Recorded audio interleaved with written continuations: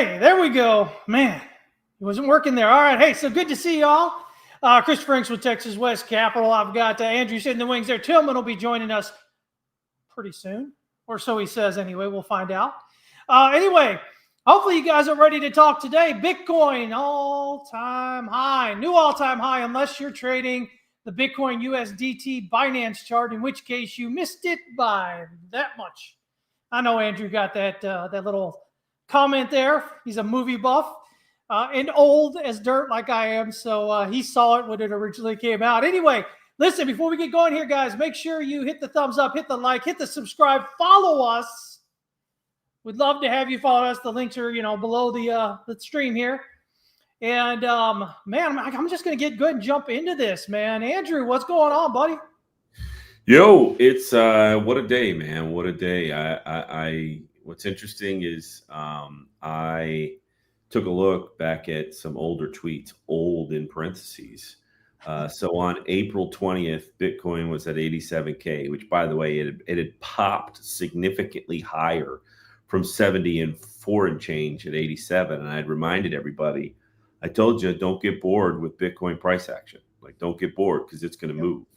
That was on April 20th. It's now May 21st, and we've gone from 74K to 87K to 109. So yeah, don't get bored. It's funny that sometimes days feel like months, but sometimes months happen in a few days, and that's been the case with Bitcoin price action over the past 45 days. And that's what it is. I think yesterday I even put out a tweet, said, Bitcoin's up 43% in 43 days.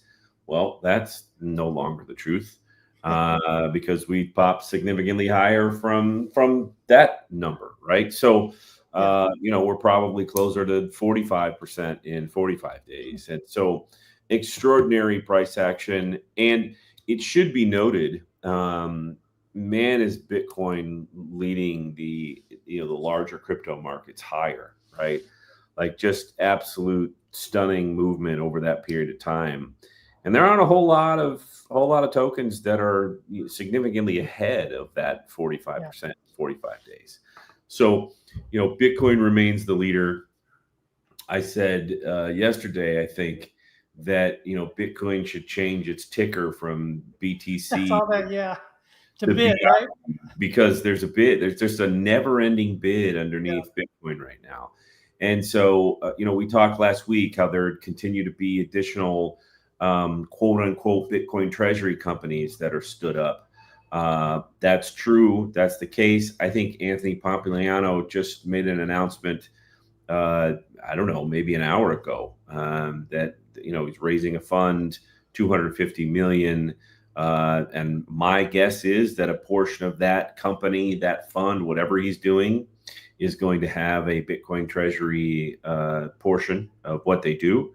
Yeah. There's a ticker symbol connected to it. So do that, do with that what you wish. It's extraordinary times. We've got probably some big announcements coming at the Bitcoin conference next week. Arch Public is going to be all over the Bitcoin conference, all over the whale room. We're going to have our own conference in a conference, so to speak, in the Arch Public suite. Scott Melker is going to be there for 2 days. He's going to be hosting Q&As with people that are invited to those Q&As, the likes of Vlad Tenev, who's the Robinhood CEO. Is going to be there doing a talk. Jack Mallers is going to do a talk. John Deaton's going to do a talk. Caitlin Long's going to do a talk. We're working on a bunch of others. So yeah, it's going to be an extraordinary week. Really looking forward to it. And Bitcoin price is doing its best to make Bitcoin Conference Vegas insane. Actually enjoyable to be at this time, right? Oh my goodness. It as if Bitcoiners need anything else, to celebrate in Vegas of all places, but to be completely flush with Bitcoin at the high where we're at and above 100K, just above 100K itself. If we were to bet at Bitcoin Vegas and Bitcoin was at 88, 89, people still would have had a good time, but it would have been relatively muted. There's no there's no muted happening next week. There's no Yeah. muted happening next week. No question. Absolutely. Yeah, exactly. Look who showed You know, up. yeah. You know, Bitcoin Vegas with Bitcoin at 105 plus. I don't know. It's going to be nuts. It's going to be nuts. Hey, don't end up in the evening news, okay, guys? Don't end up on the police blotter. Let's keep it. You know, I know we're Vegas, excited, baby. Yeah, we're going to make it. As long as it doesn't turn into some sort of Bitcoin version of The Hangover, I think we'll be just fine. You're in Vegas, man. Yeah, You're as long Vegas. as Tillman doesn't steal a tiger and like drive it through the streets. Listen, the strip, I'm not going to be used to all this conversations and nights. I'll be exhausted, turning into a pumpkin about 9:30 at night every night. I'll be looking for the bed. Yeah. Hey, so man, what about Metaplanet? Did you guys check that out? Metaplanet halted. I think was it last night? Asian hours there. Mm-hmm. They're up something like 200% or 300% over the last few months. Have you seen what the multiplier is? The equivalent multiplier to Bitcoin no, price? not yet. What is it? 612,000. That's crazy. That's crazy. Yeah. That's crazy. You're talking about game. I mean, listen, I'm not a buyer at this price, but more power to them. This is the speculative gambling environment that we expected, though. This is fun, Yeah. Isn't that Mark Yusko's company, and he part of that? He promotes it a lot. I don't know what their relationship. I think it's like on the board or part of it or something like that. So I like Yusko stuff. Yeah, I do too. That he's a smart guy, and it wouldn't surprise me. They're kicking butt and taking names, and if history repeats itself, David's next. There he goes. Right there. Nakamoto is on deck. It's crazy again, guys. I have to keep bringing it up. A year ago, we started this show, right? This podcast. A year ago this month. And oh my God, the change. Yeah. I mean, even for us, we're really forward looking. We're really bullish about Bitcoin. But I think even for us, a lot more has happened a lot quicker than we kind of expected when we first started this show there. Because as I like to remind people at that time, Trump was just running and he was kind of mentioning Bitcoin a little bit. We're like, yeah, maybe it gets a little mention here or there, but probably doesn't become a big thing right away. But man, 3 months later. We don't even talk about ETF inflows anymore. Yeah. We don't talk about Bitcoin ETF inflows anymore. BlackRock surpassed 65 billion in their Bitcoin ETF, which is just mind blowing, right? It's mind blowing. It's something like 40 somewhat billion just this year alone coming into the overall ETFs, right? Yeah. So last year when they launched on January 11th, the biggest bulls in the room, guys like us here on this, we were like 5 billion would be incredible based on what other ETFs have done. 10 billion would be mind blowing based on what other ETFs have done. Now, just IBIT, just BlackRock's product is at $65 billion. So you wonder why Fink is an evangelist. So now again we get to spots where Bitcoin begins to proliferate to other areas of finance, Bitcoin treasury companies, larger companies putting it on their balance sheet. And then we'll get to other areas of the Bitcoin economy, which will begin to bubble and grow as volumes associated with futures and options expand exponentially, right? So, I mean, whether it's Metaplanet, whether it's Nakamoto, or whether it's strategy, whether it's, the next big company that ends up doing what I think they're going to do, it's just not going to slow down. It's just not going to slow down. You guys heard about Strive, right? That's I can never say his last name. Vivek, right? And then his company, Strive. Yeah, we've forgotten about that, right? We've forgotten about that. But they're wanting to go like 75,000 Bitcoin through the Mt. Gox. The people that haven't received it yet. Yeah. They want to go, hey, here you go, guys. Listen, maybe you're not going to get it, but hey, we're willing to give you some money anyway. To start up their kind of corporate treasury as well. There's a joke there, but I'm not going to say it or tell it. I'm going to leave that alone. Yeah. So, but there's a lot of different ways to skin the cat in terms of acquiring Bitcoin. Point being is that there's no version or level that's slowing it down. It's Yeah. not slowing down, and that's Speeding up. Regular. exceptional stuff. You know. Well, and I think the other big news here, I caught this just before we did the show today, so I really wasn't prepared for it, but I needed to mention it because everybody's always, I mean, it seems like no matter what we're talking about, when we're talking about Bitcoin, somebody inevitably comes up with the whole, what about quantum computing, blah, blah, blah, right? So CLSQ unveils, what does it say here? Unveils a quantum resistant cryptography with QS7001 to secure Bitcoin wallets against the quantum threat. And it's not even like a from where we are now instant kind of there. It's like this. They can be like merged into it or something like that. So I mean, it makes it like really easy to incorporate it into the protocol there. And so, what do people say now? I mean, now they can't say, "Oh my God, what about quantum? It's Bitcoin is so stupid. It's quantum computing is coming right around the corner, and they're going to break it." Well, I mean, now what do they say? Well, again, who do you think has the most likely potential to break it? Hello? Yeah, can you hear me? Oh, yeah. It looks like I lost you there for a minute. What's going on? I said, who do you think this argument is not valid? And I'm going to give you a reason why. What does it take to break the best encryption? What does it take? The best computers. Okay. Who creates the best encryption? The people with the best computers. So to think that Tillman Holloway is going to create some subatomic particle computer in his basement and crack Google's supercomputer, like the people creating this infrastructure have more money, more manpower, more physical goods, more everything than everyone else. Don't you think collectively they're going to protect the inventions that they have? They're not going to go, yeah, we've cracked the Bitcoin code. Let's release it as open software to everyone. This is our economy. So at some point it becomes a point of national security. Yeah. But here's the good news: we don't need the Bitcoin chain anymore to move Bitcoin. We need the Bitcoin chain to mint more Bitcoin. And that's a dying effort and getting smaller and smaller by the day. It's becoming less and less important to us every single day that goes by.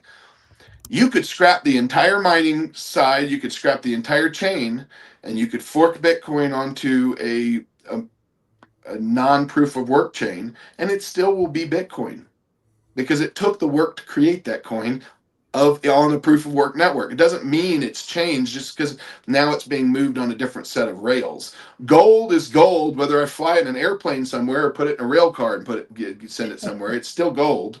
So Bitcoin is Bitcoin. And we're already past the point of no return as to what this, if quantum computing was coming out and there was still, the price of Bitcoin was less than $1,000, I'd be going, scrap the project, guys. Let's wait till let's innovate when they give us the next level of encryption. SHA-256, maybe there's SHA-512, whatever it is. I don't know what the next iteration of encryption will be, but the people that control the entire banking system rely on the same encryption that we're relying on on Bitcoin. So breaking Bitcoin wouldn't even be your first choice. You have other issues, right? Yeah, well, if you want to break Bitcoin, that would be like me figuring out how to crack into a vault that's uncrackable and then going to the vault that's uncrackable with the least amount of money in it.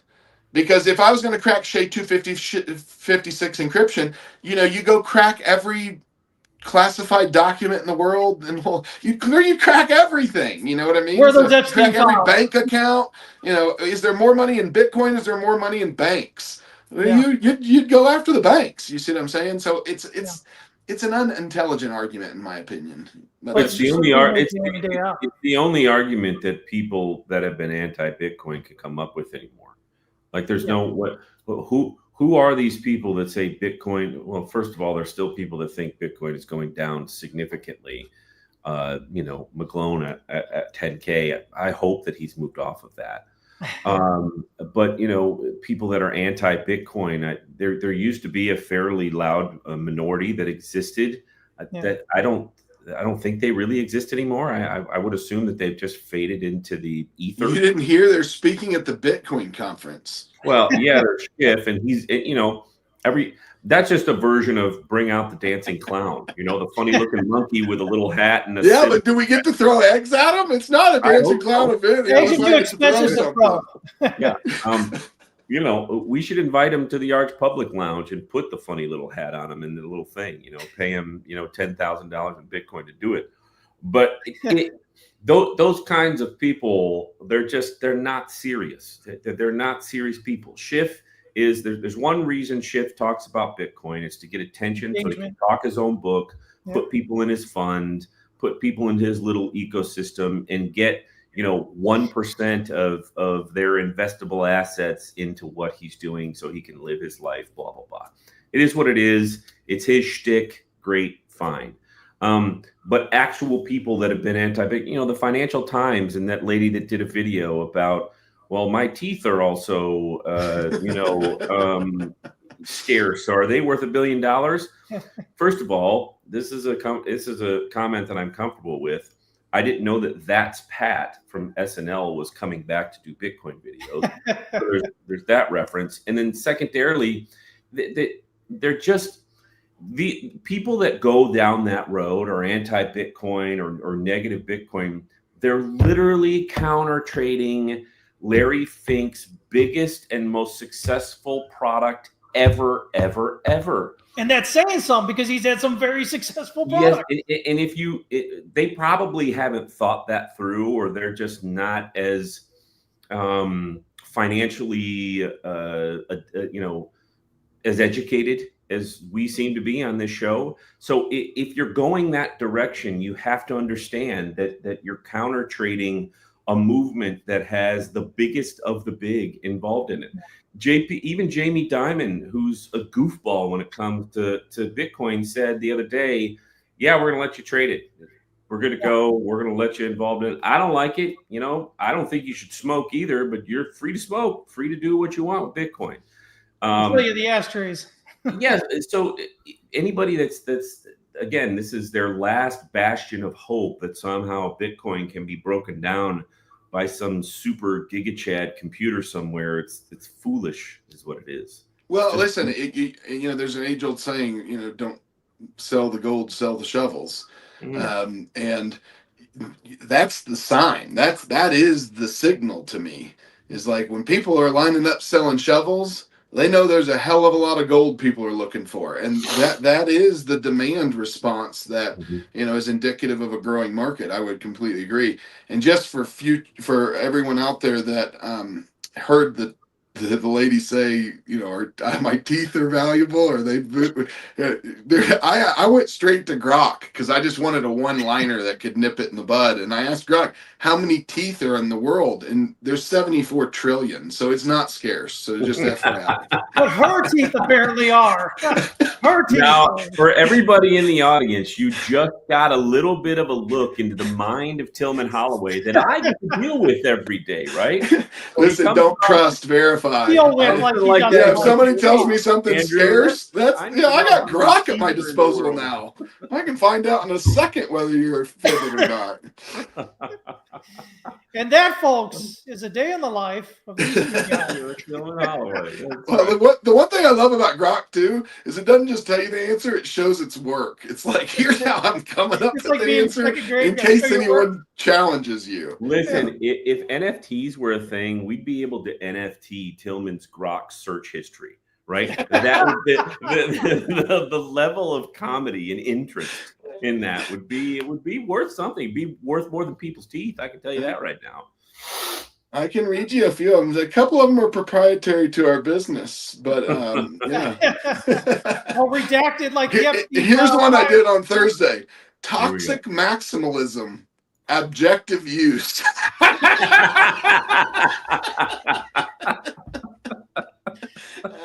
Oh, man. Yeah, like I said. Vatican cities near the equator.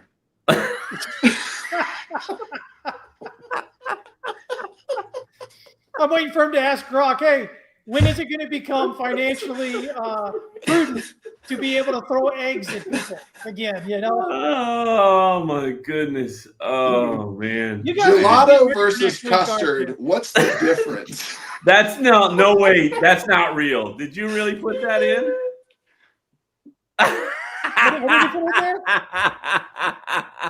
Gelato versus custard. What's the difference? This is, We Hey, gotta find out you want to these. know.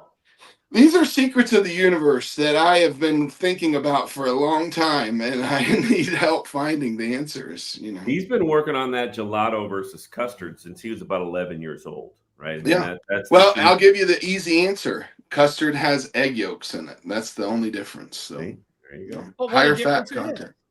Yeah. Yeah, get protein. Yeah. What? Yeah, look at Brian saying it there. He says custard is made with egg yolk. So he knew. Yeah, see, Brian's on the real train. quick. He loves information too. That's me. Me and Brian are going to get coffee in Vegas together. Talk about custard. I think we talked, was it last week? Maybe we talked about it, about this idea, or maybe one of the last few weeks here, that people are going to just basically just going to, ChatGPT, Grok, stuff like that, rather than even using like Google or anything like that to find information and whatnot. I mean, didn't we talk about that recently? Yeah. Well, listen, it's. I'm already doing it. I've never Googled something in the last 3 months. Not once. Not one. You sure? Not even once? You didn't slip Not up? even once. Why do I want to go to a Google that gives me old information and doesn't even sort it by priority? It's ridiculous. No, I need to be able to. I like to dig in, and let me tell you, a real fun activity is to get Grok and ChatGPT and ask them questions, and then find slight variances and tell the other one, like, Grok disagrees with you on this front, and they argue with each other. It's really good. Do they get down to the name calling level, kind of like Twitter and whatnot? No, but there's tension in there. You can definitely say that there's some fighting words happening. They don't like each other. But with Grok, can't you like change the way in which it responds? It can get like really kind of rude. Yeah, it can. And listen, I told it it was wrong, and it argued with me for 5 minutes on some front, and then it's relinquished. Listen, you can tell it'll admit when it's wrong. I'll say, what about this? You cited this article. This is a more recent article. Are you discounting? And it'll cop to it, and he'll go like, well, based upon the full information you fed me, I would change my decision. It's this. And so, it's not perfect. It's fun. You can mess with it. So not quite Skynet just yet. No. Which I just happened to stumble upon the latest Terminator movie once again this past weekend and actually watched it. And so that's why I've got that on my mind. But hey, it's crazy. So you think about, we talk about all these things, and really what we're talking about is this move in technology, right? How technology tends to move by leaps and bounds. It doesn't inch, right? And the more you move, the greater the leap becomes. And so when we look at like search, for instance, you guys are both old enough, like I am, to remember Yahoo and the human index search engines back in the 90s. And then Google came out late 90s and early 2000s and just kind of boom and just skyrocketed, right? And now we're having AI coming here, kind of doing to Google what Google did to, Netscape and all that, or Netscape, the browser back then, Yahoo and all that. And so Alta Vista, I think, was another one back in the day. Ask Jeeves. Yeah, Ask Jeeves. Oh, I forgot about that. Yeah. Raise your hand if you were a MindSpring customer. Oh my God, guys, so crazy when you think back to it. Like, we can always race for AOL, right? We can all do AOL, right? Oh yeah, we were all AOL consumers. You can separate generations based on their default email address, right? So AOL, you're 60 plus, right? If you're if you're at Yahoo, you're a Gen Xer to the max, right? Yahoo.com. And then once you get to Gmail, you're millennial-ish and stuff. And I don't think Gen Z, they don't even have email. They're like, what is email? Oh my gosh, listen, my son. What is the? I was born in 80. What am I? I think I'm right on the line of. You're right on the line of Gen X and millennial. Millennial, yeah. Okay, millennials, the real OG millennials have @me addresses. even when I even tell the Apple support people my email address, they're like, "At me, we haven't done that in 25 years." I'm like, "Yeah, buddy, I was an original customer. You better treat me good." And Steve Jobs fired like half of Apple for that product, by the way. The Yeah, guy, and I'm still holding strong. You can reach me at the at yeah, he me. texts it so So you well. just have trouble moving forward. Is that what you're saying? You have trouble letting go? No, if it ain't broke, don't fix it. I'm not changing my something that works and taking up mind space when I don't have to. So I think one of the craziest things that people, I mean, we talked at the beginning there about, quantum technology and breaking, the wallet and all that kind of stuff. But I think if people are going to get that crazy, I think something that's probably more likely and still kind of far out there is we see how AI is growing by leaps and bounds, right? And so AI, the idea that maybe AI gets involved in finance and on its own, and next thing you know, it's collecting Bitcoin, and all of a sudden now you've got AI, your overlords who holds your Bitcoin. I mean, at that point, what are we doing on the planet? I mean, Well, but here's the thing about Bitcoin that people forget about. Why does Bitcoin mean what it does to the world? Because of its intrinsic nature. And if that intrinsic nature changes, we'll create a new Bitcoin.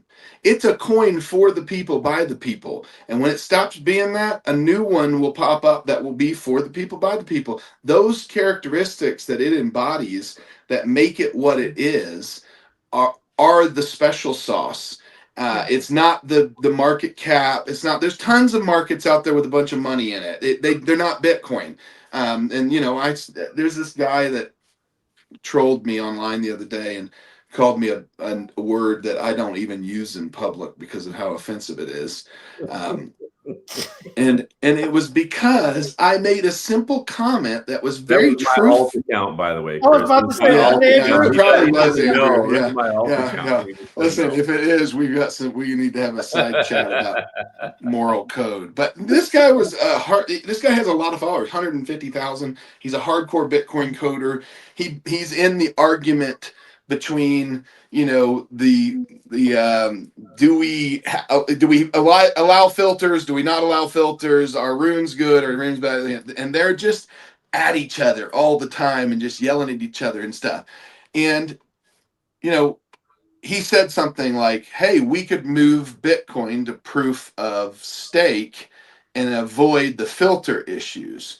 And my comment back to him was just very simple, and it wasn't meant to be antagonistic. But if Bitcoin's proof of stake, it's not Bitcoin. So you can pretend like your innovations are so holy and so great that people are going to see it the way you see it and adopt. But that's the beauty of Bitcoin, is that you can fork it. It's an election type deal. Every time, every moment you have Bitcoin on the network, you're choosing that. Right. Yeah. And so if enough people choose to do something else, that shouldn't be a threat to Bitcoin. Why? Because we know what Bitcoin stands for. And what we should be doing as a Bitcoin community, in my opinion, is keeping Bitcoin the way that it is as much as possible. Because with every change that you do comes unintended consequences. And in my opinion, and based upon my experience, these coders that use the words that he used and have emojis as their character icons and won't tell people their real name and have a bunch of Bitcoin stack, they're the toxic maximalists that will get left behind. I'm not needing that type of hate, nor am I involved in Bitcoin because I think I'm smarter than the Bitcoin protocol. I'm involved in Bitcoin because Bitcoin protocol proved it to be smarter than the world. And that's what I want to be a part of. And so the more they want to change it and stuff, the less it's going to look like Bitcoin. And the more we get to choose whether we're going to participate in those changes or not. And that's happening right now. Yeah, and no one's talking about it because Wall Street and banks are jumping in with big piles of money. Well, and not even just Wall Street and banks, but I think, if people are really looking at what's going to change, how Bitcoin continues to operate going forward. I mean, again, miners, right?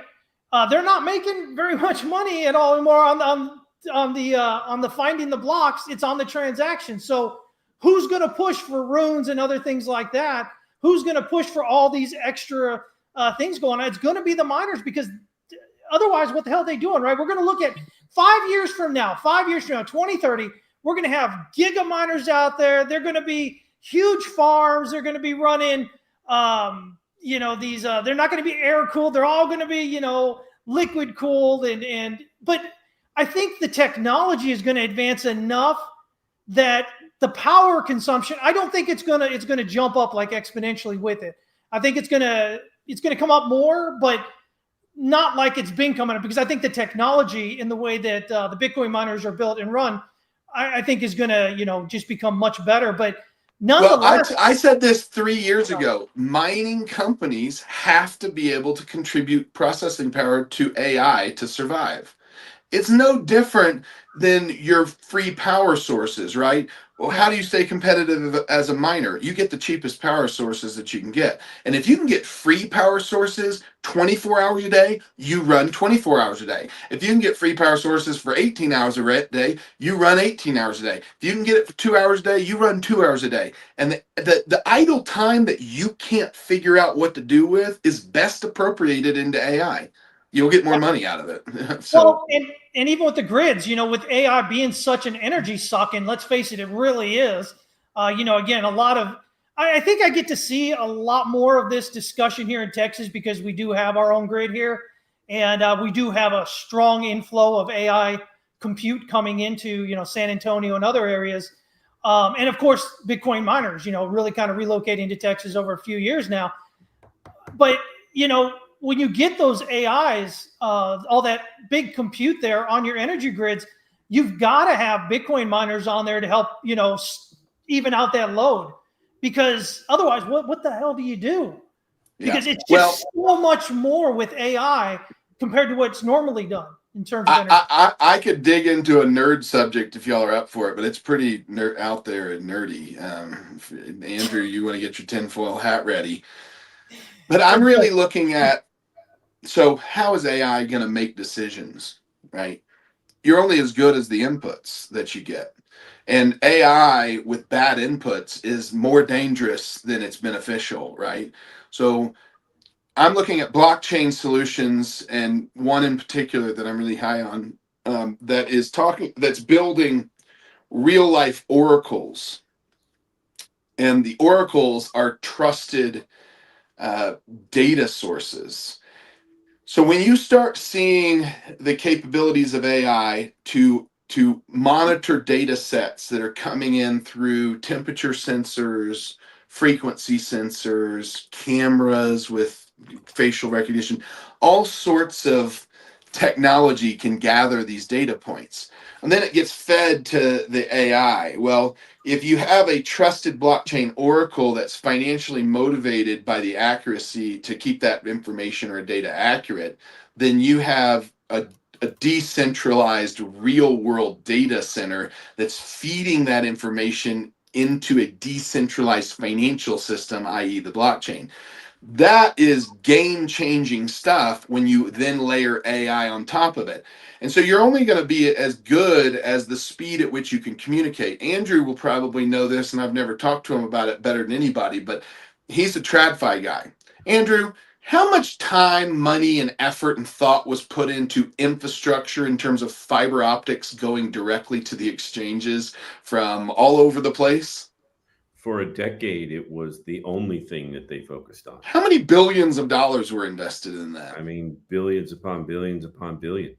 So what we're seeing right now is Elon Musk setting up the fastest internet protocols company in the history of mankind, Starlink. So if you layer AI, real world data oracles, and Starlink into one loop, you're getting information faster from everywhere in the globe, and you're deciphering what to do with that information, and you're making decisions on that information faster than anybody else can do it. So you have legitimately these massive chess pieces that are putting together where, what you said earlier about global overlords, Elon's going to be one of them. He controls if you believe information is power, Go do some research on how much information is getting pushed over Starlink, how quick it's being pushed over Starlink, and how it's completely killed the need for fiber optics.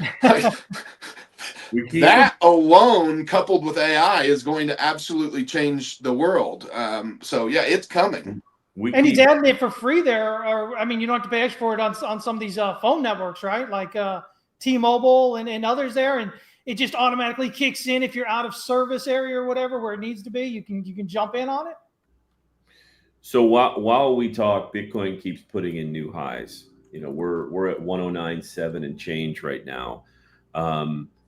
Again, the changes in price behavior is really something to behold. You know, again, previous cycles, even previous months where we got to new highs, there was pretty significant snapbacks, even if they were muted as a percentage. You know, we'd go from 109 down to 106 or 105 in the same day, and we went from 109 down to 108.7, and now we're going higher right now. It's exceptional. The other thing I want to note is, I don't know if you guys do this, but when you pull up your Twitter account during the show, when Tillman does go into a real sort of technical point and you don't want to listen, you can just look at your handsome self on the Twitter feed, right? Just spend time saying, man, I'm really doing well. Things are going well. I'm going to put these notes in a memoir, and 100 years after I'm gone, it'll be looked back as a national treasure. So as much as you want to disregard it now, it will have its day in the sun. Okay. Those are Andrew words. KOL, national treasure. I mean, that's Andrew words. Is he rubbing off on you now or something? No, listen, I don't need. Tillman would never admit that. He would never admit that I'm rubbing off on him. That's no, he won't. And I'm going to tell you why. There's a big difference. Andrew wants the credit now, and I don't mind if I never get it.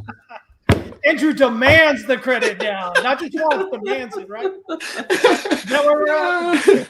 But by the way, I wouldn't be surprised if Bitcoin goes back down to about 96. I think if I had a shirt to wear at the Bitcoin conference, it would be 96 is the new 75.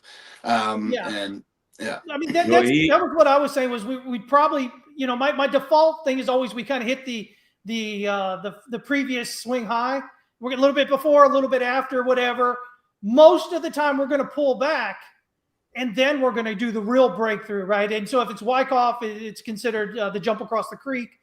If it's Elliott wave, it's usually considered wave 3. It's that participation wave where everybody gets in and you kind of finally just break out through it.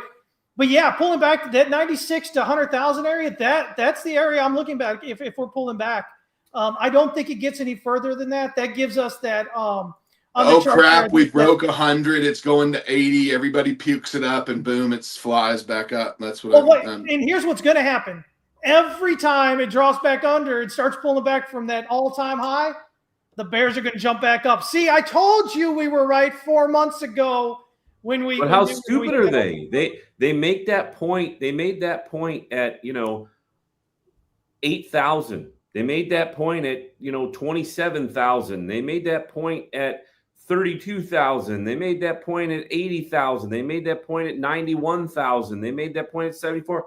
I mean, again, at what point does your brain just adjust and say, I don't know, being a Bitcoin when they read my tweet, great idea. When they read my tweet that I posted 12 days ago that says we'll hit all-time highs on 520. That's what they in need to do. KOL fashion, referring to a tweet from 12 days ago. Right? I mean, that's what a KOL does. Just learning from you 12 days ago. You know what I mean? Yeah. I mean, honestly, Brian's saying, Mike McClellan says, well, we're going to 10,000, and it is what it is. I mean, I don't have anything against. Whoa! Who is this? I've not heard this. Somebody says that Bitcoin's going back down to $10,000. He's a Bloomberg analyst. Yeah. That's impossible because I have a bid for all 21 million coins at 11,000. So now we can figure out at least your minimal net worth right now, huh? That's exactly right. Yeah, you can. I may be exaggerating a little bit, and that may be off, but it's close. Just put me in that ballpark. You're gonna own the network, right? No, listen. I don't. In all seriousness, I haven't listened to a ton of Mike McGlone. I've seen some of his posts. He tries to make the case connecting it to gold and then connecting it to these strange metrics associated with weird stuff that you can pull up on the Bloomberg, machine, so to speak. At some point, again, he's the kind of guy where he's got to decide, I'm effectively taking the opposite position of Larry Fink and his biggest, most successful product in the history of his career as the founder of and current ongoing CEO of BlackRock. Yeah. Is that a reasonable position to take? I'd love to sit down over coffee with Mike and see how he's considered that. How has he made somehow peace with that? Because I can't imagine it makes sense. I just can't imagine it makes sense. Well, I think it goes to also prove, a lot of times when retail comes in the first time to the markets, and those of us that have been in the markets tell them, listen, you're going to get, a bias related to whatever you wanted to happen, and it's going to be hard to get off that bias. But I think it's important when they see this, that this can even happen to, people that have real world experience that have been doing it for a very long time. You get into a certain mindset and, just being human, it's tough, guys. I'm going to be honest with you. Being in the markets is tough. It's trading, investing is simple. It's never easy. That's the thing. I mean, we talk about it up here like all you had to do was buy Bitcoin and hold. And, but it's not necessarily. I greatly appreciate the setup, Chris. I really do appreciate the setup, right? But I'm just saying, right, this is a reality. That's true if you choose to do it yourself. We were just on a call with one of our, larger Arch Public clients, and he just started the call with, listen, I don't have to worry about entries and exits anymore. I don't have to listen to every podcast anymore. I don't have to stay up later anymore thinking I need to catch up. I can spend a day completely disconnected because I know I've decided that if Bitcoin goes back to 60, my algo setups are going to buy it 20 times between now and 60. And that's fantastic. There's no anxiety up or down anymore, because if we go hard down, I'm stacking huge amounts of Bitcoin. If we go hard up, I'm going to be producing cash yield and selling smaller pieces of my stack as we go up. So it's changed the Overton window, so to speak, as it relates to trading. You're not having to grip it and hopefully rip it, but grip it and think, what did I miss? I slept in, so I missed a move to 108 earlier this morning. Oh no, it's down to 106. What happened? All of that is gone. All of that is gone. Well, you have to have one honest conversation with yourself versus having one every day with yourself. And that's the hard part about it. Yeah, multiple times a day. Yeah. The one honest conversation you have to have is when it's not emotional and you're sitting around the dinner table and you go, okay, I don't own enough Bitcoin, or I don't own enough XRP, or I don't own enough ETH, whatever it is. And you go, I want to own this much by the end of this year. And then you put a plan together and then you set it and forget it and let it execute. Like that's how trading, that's how investing should be. What Chris does is trading. And trading, like, there isn't a trader out there that didn't know this was coming. We all saw it was coming from a different angle, but I'm not a magic maker. The reason why I knew it was going to happen on 520 is because it's a pattern that has happened the last 3 times in the market. Sir, it's the 21st, sir. Yeah, well, guess what? We broke all-time highs yesterday, sir, as a daily close candle. So check the math. Daily close. I mean, what do you measure it on? Hourly close? I mean, daily close is the standard, buddy. All-time highs. No, all-time highs. It's the daily close that's the all-time high. I don't care about the wick. Are you kidding me? That's how you get killed. Just an FYI, if Tillman calls you buddy, you're about to get emotionally punched in the nose. I know this from experience. Okay, I've experienced this about every 6 months. I'm like, oh man, my nose hurts again. So just letting you know, give me a heads up, Chris. Listen, how can you be in a bad mood on a day where Bitcoin is at its all-time high? It's Nobody's hard, in a right? bad mood. Look, Nobody's I in a think bad we're having mood. one of the best times on this show that we've had, and it's it just happens to coincide with Bitcoin number go up to new numbers. In fact, I think it's so positive. I might go invest in some Vegas gambling stocks today based on how much money. I thought he was going to say XRP or Pepe. Yeah. That's what I thought you were going to say. Oh, man. Not feeling that good, huh? You listen. I gotta go with there's a system of flow here, Chris. We got to go from one market to the next. You can't stay in one market the whole time. Oh, all right. Anyway, oh man. So listen, you guys are going to be at, as you said, you're going to be at Bitcoin conference there in. I want to keep saying Nashville, Las Vegas. It was Nashville last time. Yeah. So should I go ahead and tell everybody just to like mob you when you're there, or will you run the other way? No, listen. Not only do we want to be mobbed, but we have. So if you have a whale pass, we'll be in the whale room pretty much the whole conference.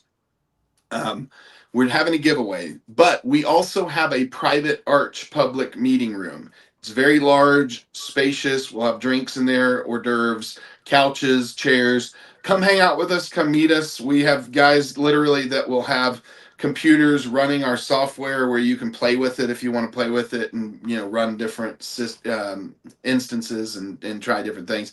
So it'll be a lot of fun, and that's open to anyone that wants to learn more about the program, the software, and anyone that's an existing customer. So it's a special place that you can get away, and especially on the general admission days when you're looking for a place to sit down and have a quiet moment. Come see us. Amongst the 30, 40,000 plus 50,000 people. Right? Yeah, exactly. Yeah. Also, I have decided that there's going to be a moment where I'm doing a panel with John Deaton and some Gemini folks.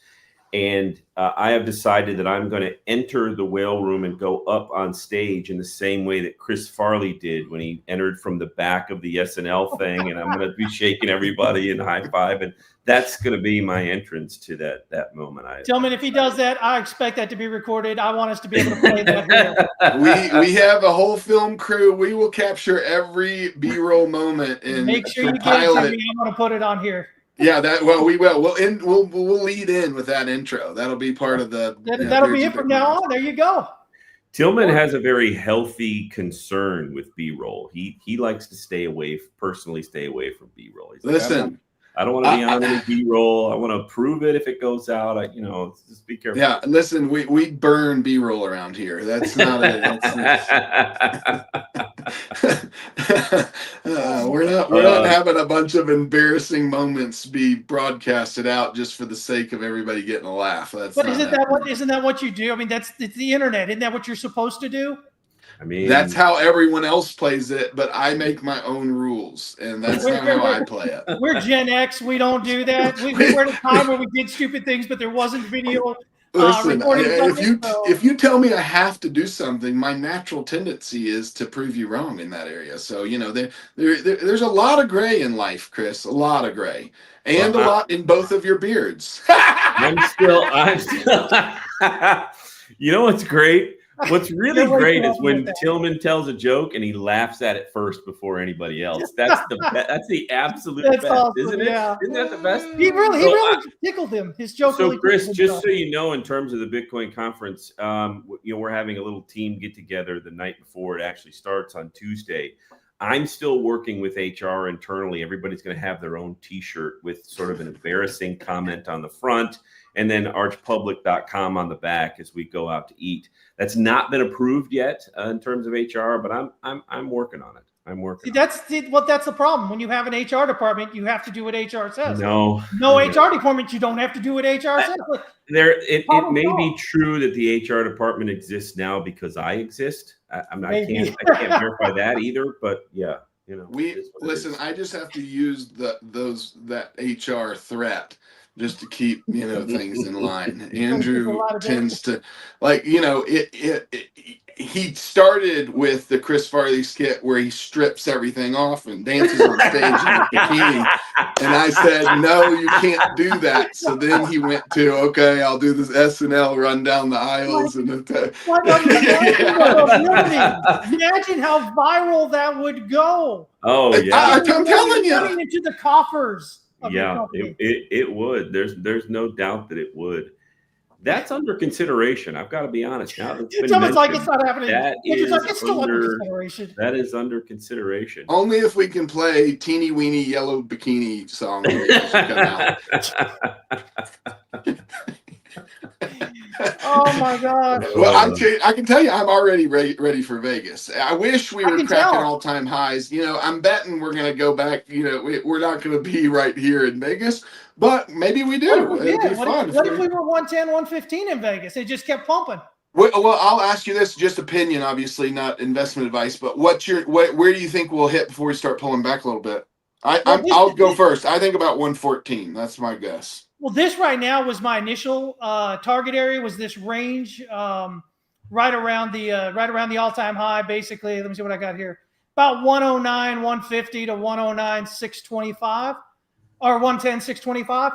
That was my initial. And again, that's the idea. We hit there, we pull back, and then we break out. And so that pullback would be like a pullback down toward that 100,000. Yeah, but don't you think that's leaving money on the table for the makers? And don't you think they should drive it to 114 so everybody thinks it's going to 125 and then jerk it back down to if you're hitting 114, that's only 14%. Well, not even 14% up. That's yeah, but look at the move. The last moves have been in $10,000 chunks. Yeah, but literally 75 to 85, 85 to 95, 95 to 105. Now I think we're going 105 to 114. I don't know. I think 114 is too mid an area. I think if it hits 114, it goes 120, 125, maybe even 130 before it pulls back. But I don't even think that's the top. I think it continues higher. Once it pulls back. Do I smell a side bet brewing here? Well, listen. So here's my thing. Again, like I was mentioning earlier, that 96, 98 to 100,000 area. I've been telling our students over at the academy and basically anybody listen, my belief, my initial thought here is that holds. That was when we got up before we made the first all-time high. We were starting to go sideways. That was the band. It was like right below that was the band of price action, the high volume node where we had all the interest, and we came down below that, and then we spiked up through it. So we're above it now. So the idea is that should hold. And so, again, my initial thought is always that we get to this, like right around the high, and then you get the pullback, and then you go. And so if we were to do this, we get a 38.2 pullback. So if I'm doing 1, 2, 3, 4, 5, doing my Elliott wave here, if this is going to be wave 3, the completion of the wave 3 off that 74,000, wave 4 is a 38.2 pullback, and that's 98.5 basically. I like that. I will tell you my personal belief. Well, real quick. And then that gives us a 116 and a half or so target for wave 5. Yeah. Before it pulls back down toward 100,000 again. So you just are expecting one extra pullback. That seems like a really long way to kind of agree with Tillman. I mean, he's saying that there's going to be one extra pullback before it gets to that 116 mark. Yeah, and I don't, that he may be right. He may be right. It's just obviously guessing at this point. I will say this though: the only thing that makes me kind of disagree is I think Wall Street has enough levers now to control the momentum, and I don't think it's in their best interest to let it run away from them. I think they're going to systematically ratchet this thing up 10 grand at a time. That's what I see happening, and until that pattern's broken, I'm sticking with it. So 114 is my number, and I think it'll reach it on this before the major pullback, and it's going to get everybody thinking we're going crazy high, and then it's going to suck back down to like 97, and people are going to be going, oh crap, the 88.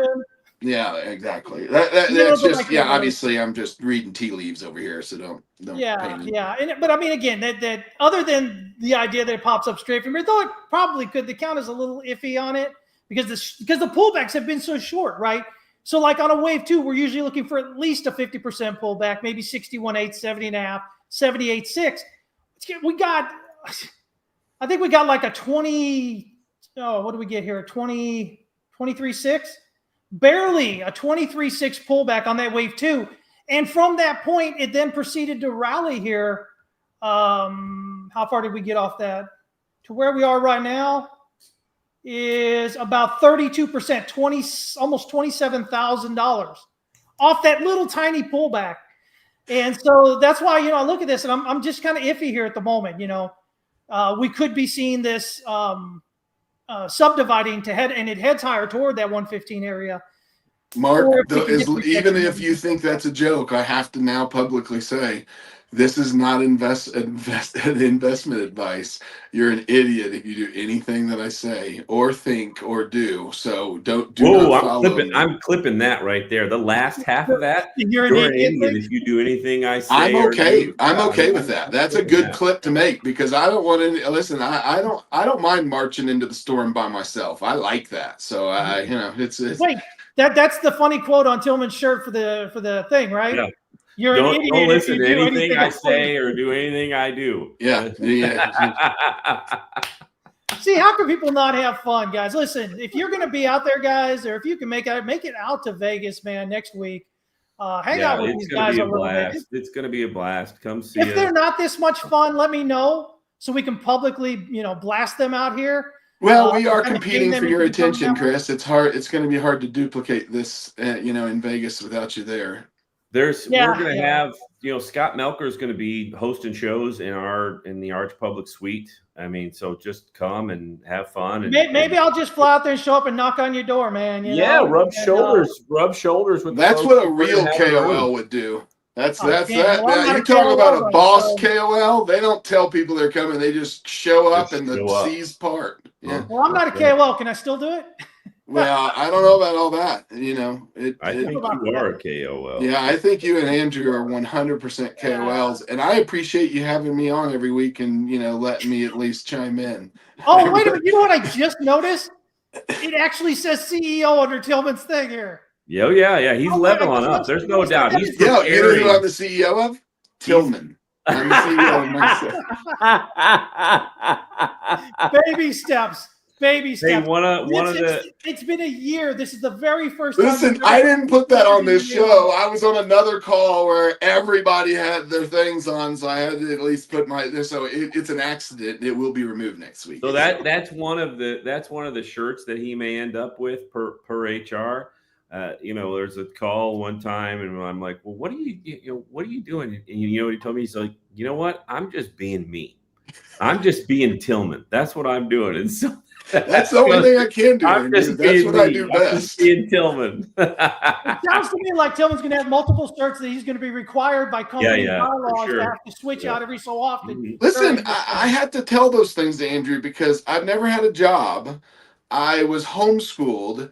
I played football at the University of Texas. That's its own little ecosystem that's isolated. I've been in isolated environments my entire life. I don't know the rules of the I don't know what it's like to have W-2 and have to, there's lots of things that go in that. The water cooler chat doesn't apply to me. I don't know how to do it. So when you try to do it with me and you get a real awkward response, it's not you, it's me.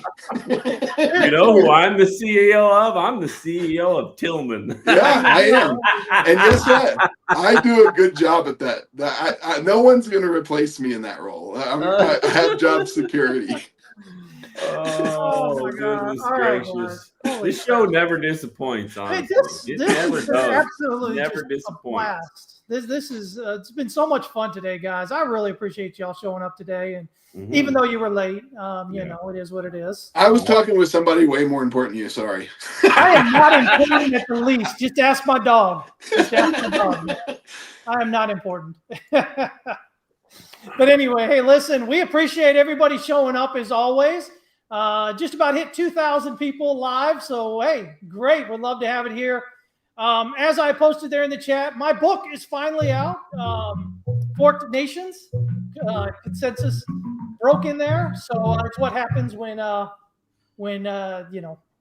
Bitcoin, kind of the whole thing breaks down. Not necessarily Bitcoin, but the whole system.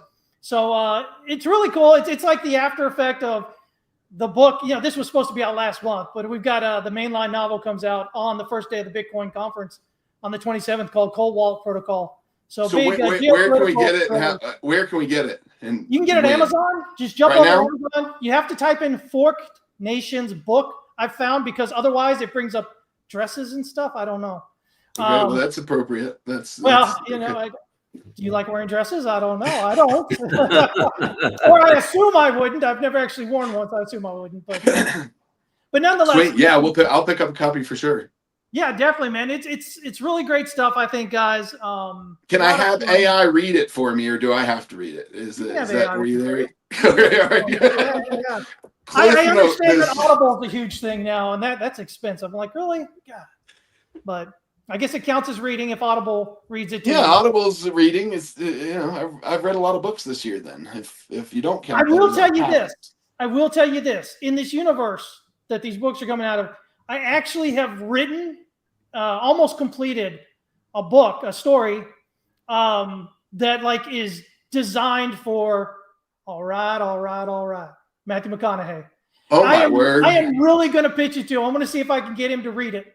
I love Matthew McConaughey. He's a big Texas guy. I've met him multiple times when I was on the team specifically. And I can tell you that guy is exactly how he is behind doors as he is, in public. He is an all right, laid back kind of guy. I think it's like, it's absolutely, the book itself just goes to like his biggest, the things that really made him as an actor. And I think, he did his own audiobook for what he released. Andrew copied what I just said. True KOLs just show up unannounced. He just dropped us unannounced. He just dropped, I've got something way more important than this. Click, no buy, no hand wave, no tip of the hat. I mean, what's going on here? This is so disrespectful. Well, it's Andrew, so it's all good, I guess. But anyway, yeah, so exciting times, lots of stuff going on here. It took me forever to get that out. Was trying to do an independent publishing thing, and they just was nothing but a pain in the butt for a month. And finally, I just uploaded to Amazon. Didn't want to do it that way, but I did it anyway. So ebook, paperback, hardcover, whatever you guys want, it's there. Sweet. I'm buying it right now.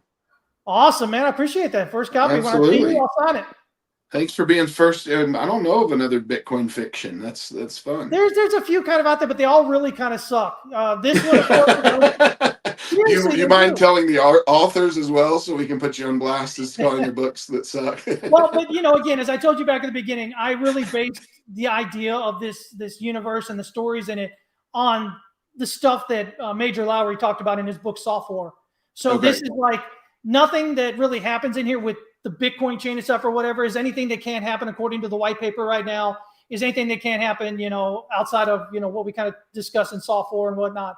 So it really tries to hold solid to what Bitcoin really is, and then just give you the geopolitical thriller side of it, espionage, spies, stuff like that on the outside. So love it. Are you predicting a fork in the future with your new name, Forked Nation, or what's that all about? Well, again, that's that's the fallout. So the mainline novel comes out next week, and that's going to be Cold Wallet Protocol. And after that book, the result is what the Forked Nations is. So it's this whole kind of like breakdown globally, and it goes to the people. It's all about the people themselves. We've even got one that we do here in Texas with miners in ERCOT.